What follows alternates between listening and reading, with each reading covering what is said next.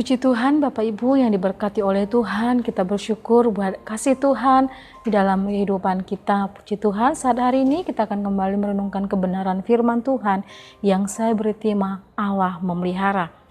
Allah memelihara, kita buka di dalam 2 Raja-Raja pasal yang keempat di ayat yang ke-7.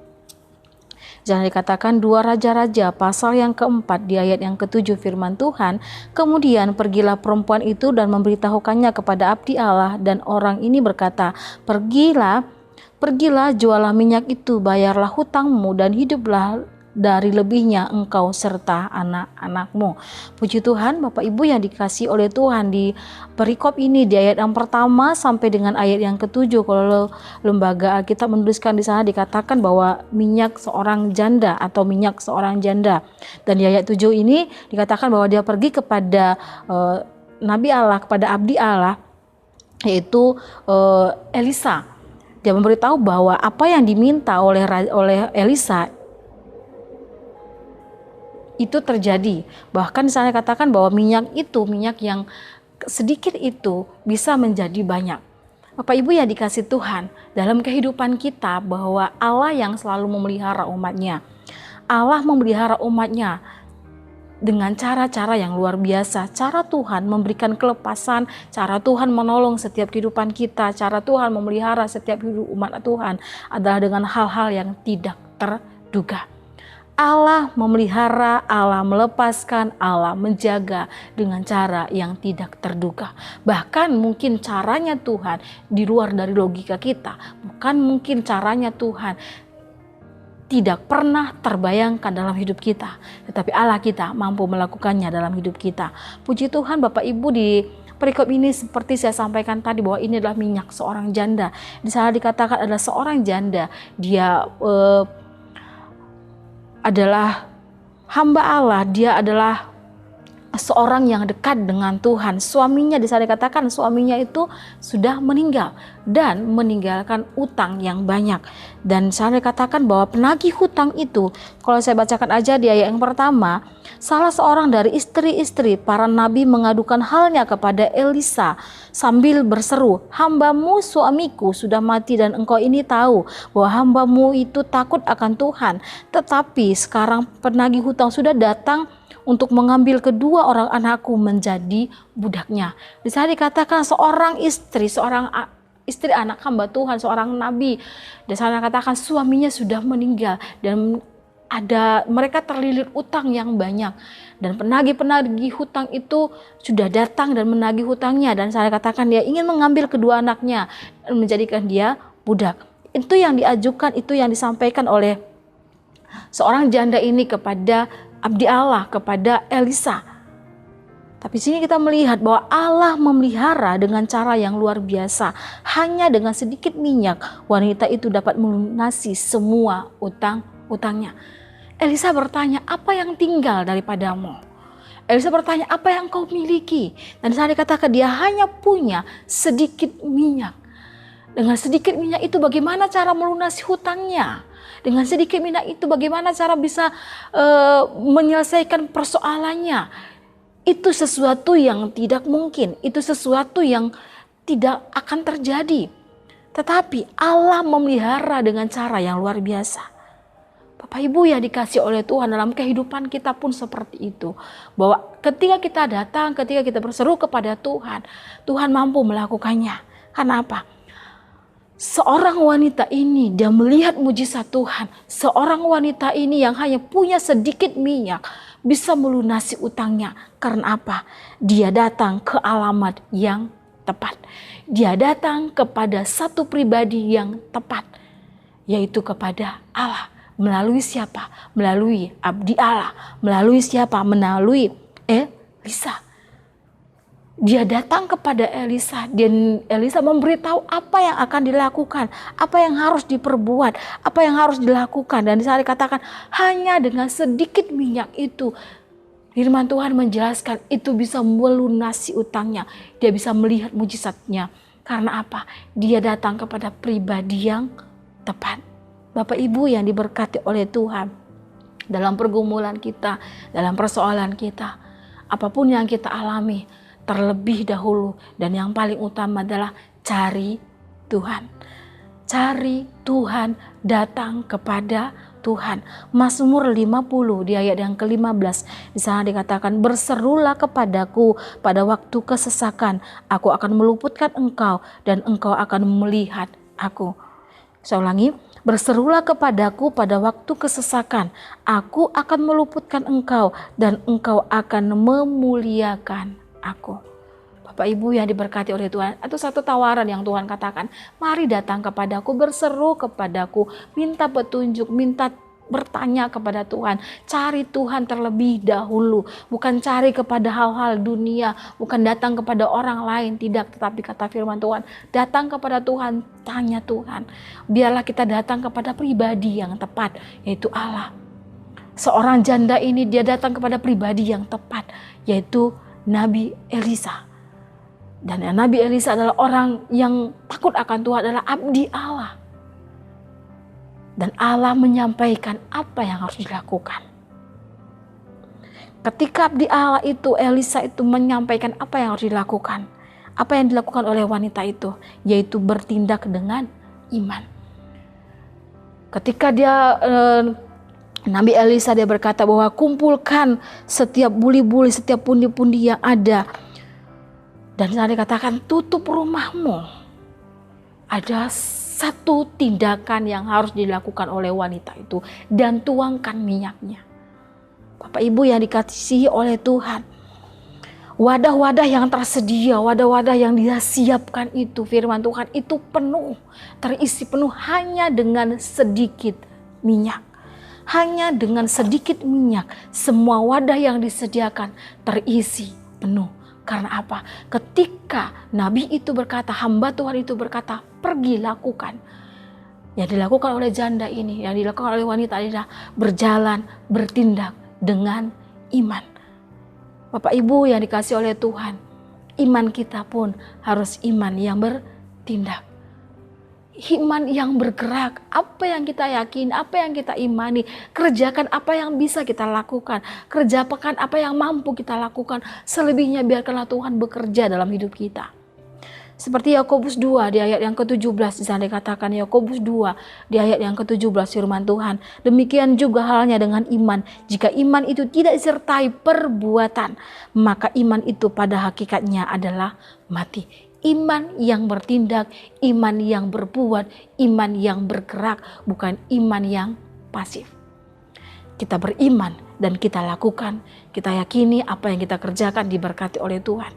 Wanita itu pun seperti itu. Ketika apa yang disampaikan oleh abdi Allah, dia melakukan, dia bertindak dengan iman. Sehingga dia melihat mujizat Tuhan dalam hidupnya.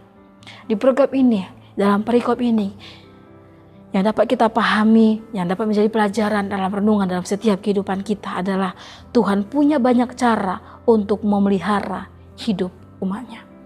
Tuhan punya banyak cara untuk memelihara setiap hidup umat-umat Tuhan.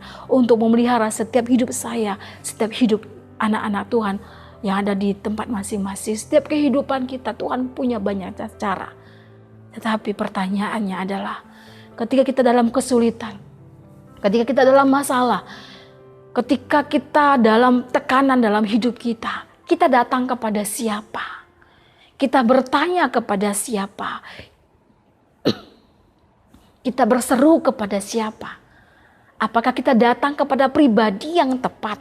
Ataukah kita mencari pertolongan ke tempat yang lain? Apakah kita bertanya kepada orang-orang lain tanpa kita bertanya terlebih dahulu kepada Tuhan?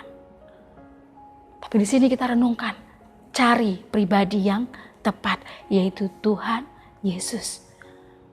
Cari pribadi yang tepat, yaitu mereka-mereka, hamba-hamba Tuhan. Orang-orang yang lebih dewasa imannya, orang-orang yang lebih dewasa rohaninya, yang dapat dipercayai.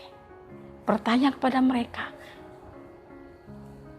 Dan kita tahu, setiap petunjuk Tuhan itu adalah yang terbaik. Tuhan punya banyak cara untuk menolong setiap kehidupan kita. Tuhan punya banyak jalan dan cara untuk memberkati kehidupan umat-umat Tuhan. Dia bisa membuka jalan Bahkan juga dia mampu membuka jalan, bahkan bisa mengutus orang-orang yang mau memberikan kita pertolongan. Oleh karena itu kita sebagai anak-anak Tuhan, tindakan kita adalah jangan khawatir. Kita tahu bahwa Tuhan punya banyak cara untuk menolong umat setiap anak-anak Tuhan. Bagian kita adalah jangan khawatir. Firman Tuhan mengatakan, apakah kekhawatiran itu dapat menambahkan satu hasta hidup kita? Apakah kekhawatiran itu dapat membuat kita kaya? Apakah kekhawatiran itu dapat menyelesaikan persoalan? Apakah kekhawatiran itu dapat menyelesaikan masalah kita? Tidak sama sekali. Tetapi yang bisa menyelesaikan masalah kita adalah kita datang kepada Tuhan. Kita berseru kepada Tuhan, minta petunjuk Tuhan, datang kepada Tuhan, berserah kepada Tuhan. Saya katakan, penghasilan yang sedikit bisa memenuhi berbagai kebutuhan kita. Penghasilan kita yang sedikit itu bisa mencukupi setiap kebutuhan kita. Karena apa? Ada Tuhan di dalamnya. Ada Tuhan yang memberkati setiap penghasilan kita, setiap pekerjaan kita, setiap hidup kita. Sehingga itu firman Tuhan berkata, jangan khawatir. Karena apa? Kita adalah anak-anak Tuhan. Walaupun sedikit minyak, walaupun sedikit, tetapi jika kita memakainya dengan rasa syukur kepada Tuhan, maka yang sedikit itu akan menjadi berkat dalam hidup kita. Walaupun kita berkat punya hanya sedikit, tapi ketika kita memakainya dengan ucapan syukur, itu bisa menjadi berkat. Seperti wanita itu, dia hanya punya sedikit minyak, tetapi ketika dia melakukannya dengan iman, dia melakukannya dengan ucapan syukur, minyak yang sedikit itu bisa menjadi banyak. Dan saya katakan itu dijual, bisa menutupi setiap utang-utangnya. Tetapi yang harus kita lakukan adalah taat perintah Tuhan. Taat perintah Tuhan. Taat pada apa yang diperintahkan Tuhan. Maka rencana Tuhan yang terbaik atas hidup kita pasti terjadi. Taat akan perintah Tuhan. Wanita itu, dia dengar-dengaran akan perkataan Tuhan. Dia dengar-dengaran akan perkataan Nabi Elia. Dia lakukan dengan iman dan melihat mujizatnya. Dalam hidup kita pun seperti itu. Taat firman Tuhan, taat kehendak Tuhan. Maka kita akan melihat mujizat Tuhan dalam hidup kita. Yang terlebih utama yang harus kita cari adalah Tuhan. Datang terlebih dahulu kepada Tuhan. Allah mampu memelihara seluruh kehidupan kita. Allah mampu melakukan mujizat yang besar dalam hidup kita. Kalau kita datang terlebih dahulu kepada Tuhan. Jika kita ingin menikmati berkat yang melimpah, jangan cari buahnya, tetapi carilah pohon yang adalah sumber dari kehidupan. Sumber dari buah itu sendiri. Jangan cari berkatnya, tetapi cari Tuhannya. Jangan cari berkatnya, tetapi cari sumber berkatnya. Bukan mencari buahnya saja, tapi cari pohonnya. Dari mana buah itu berasal?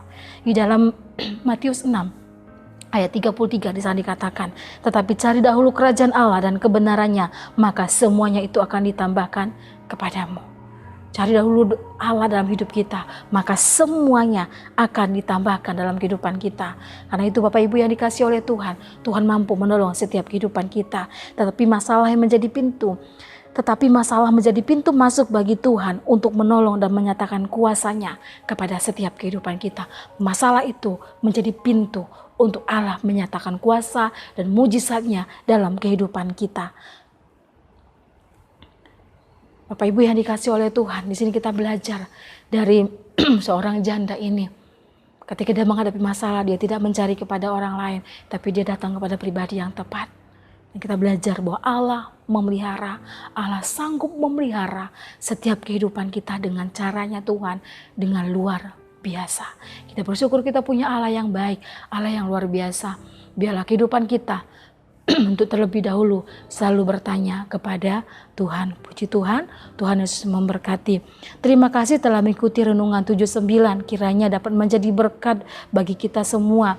Bapak Ibu, saudara-saudari yang ingin didoakan untuk pokok doa tertentu, menceritakan kesaksian baik mujizat, kesembuhan, pemulihan, masalah keluarga dan lain-lain, dapat disalurkan melalui chat WhatsApp ke nomor berikut 0813 27420088. Puji Tuhan, Tuhan Yesus memberkati. Kita berdoa. Terima kasih Bapa, terima kasih ya Roh Kudus buat setiap kebaikan-Mu, buat firman-Mu yang kami dengar pada saat hari ini. Sungguh Engkau Allah yang mampu memelihara, Engkau Allah yang bekerja dalam setiap kehidupan kami, yang mampu mengadakan segala hal yang mungkin yang tidak kami pikirkan, tapi itu yang Tuhan kerjakan dalam setiap kehidupan kami.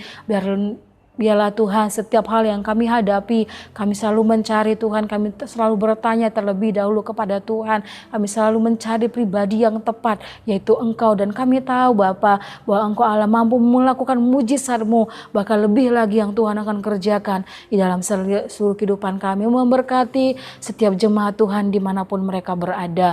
Terima kasih Bapa, terima kasih. Saat ini kami berdoa ya Tuhan, kami bersyukur bahwa setiap anak-anak Tuhan yang sudah diterima di universitas tinggi yang ada, Tuhan Yesus memberkati setiap kehidupan mereka, memberkati setiap anak-anak yang ada, setiap anak-anak Tuhan, menolong setiap kehidupan mereka untuk mereka menjalani kuliah mereka di universitas, di kampus-kampus yang Tuhan sudah tetapkan. Dan kami yakin dalam masa studi mereka pun Tuhan tetap tolong, Tuhan berikan mereka hikmat, pengetahuan daripada Tuhan. Bahkan anak-anak Tuhan yang sedang mencari, yang masih mencari perguruan tinggi, Tuhan tolong berikan mereka jalan, berikan mereka hikmat, berikan mereka ketenangan, berikan mereka sukacita. Dan kami tahu Tuhan akan tempatkan mereka di kampus-kampus yang terbaik, di universitas-universitas yang terbaik, dan nama Tuhan dimuliakan di dalam setiap kehidupan mereka. Kami berdoa ya Bapa buat keluarga-keluarga yang sedang bergumul untuk mendapatkan keturunan. Tuhan tolong,